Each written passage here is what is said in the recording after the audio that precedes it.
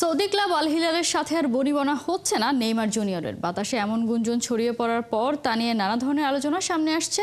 আরও অনেক ক্লাব আগ্রহ দেখালেও তার সতীর্থ তারকা ফুটবলাররা বলছেন সবকিছু ছেড়ে সেই সান্তোসে ফিরে যাওয়া উচিত নেইমারের। সেটাই হবে সবার জন্য মঙ্গল।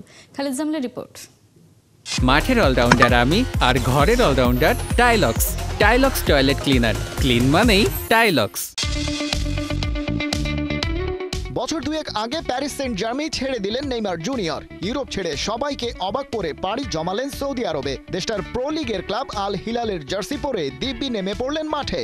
বললেন, এখানেই ভালো আছি বেশ সুখে। কিন্তু সেই সুখ বেশি দিন সইল না কপালে।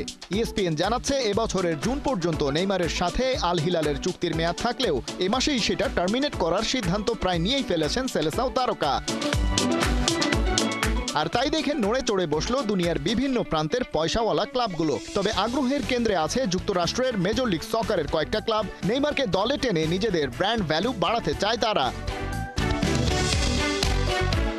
কিন্তু তার ব্রাজিলিয়ান সতীর্থ, যারা ইউরোপিয়ান জায়ান্ট ক্লাবের অ্যাটাকিং লাইনের নেতৃত্ব দিচ্ছেন, বলছেন ওসব কিছু বাদ দিয়ে তাদের দেশের সেরা তারকার উচিত হবে সিনিয়র ক্যারিয়ারের প্রথম ক্লাব সান্তোসেই ফিরে যাওয়া। সেটা তার নিজের এবং বাকি সবার জন্যই হবে মঙ্গলজনক। বার্সেলোনা তারকা রাফিনিয়া টিএনটি স্পোর্টস ব্রাজিলকে দেয়া এক সাক্ষাৎকারে বলছেন, সে যদি ব্রাজিলের টপ লিগে ফিরে যায় সেটাই হবে এই মুহূর্তে সব দিক থেকে ভালো সিদ্ধান্ত।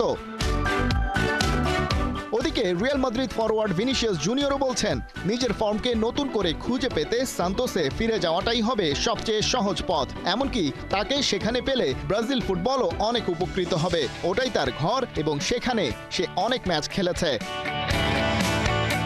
হ্যামস্ট্রিং ইনজুরির কারণে গেল বছরের নভেম্বর থেকে নেইমার মাঠের বাইরে আছেন। তার আগে বাহাটুতে এসিএল ইনজুরির কারণে বছরখানেক ব্রাজিলিয়ান ফরওয়ার্ডকে কাটাতে হয়েছে সাইড বেঞ্চে। প্রো লিগের সেকেন্ড হাফে তাকে রেজিস্ট্রেশনই করা হয়নি। ফিট থাকলেও রেগুলার 11-এ তাকে দেখা যাবে কিনা তা নিয়ে আছে সন্দেহ।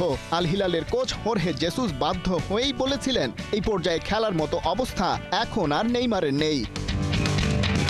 স্প্যানিশ জায়ান্ট বার্সেলোনার সাবেক তারকা 90 মিলিয়ন ইউরোতে পিএসজি থেকে জয়েন করেছিলেন আল হিলালে।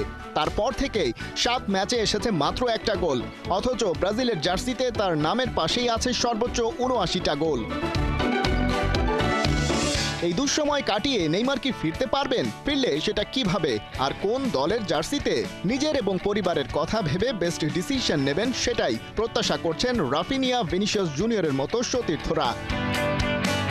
খালিদ জামিল, ৭১।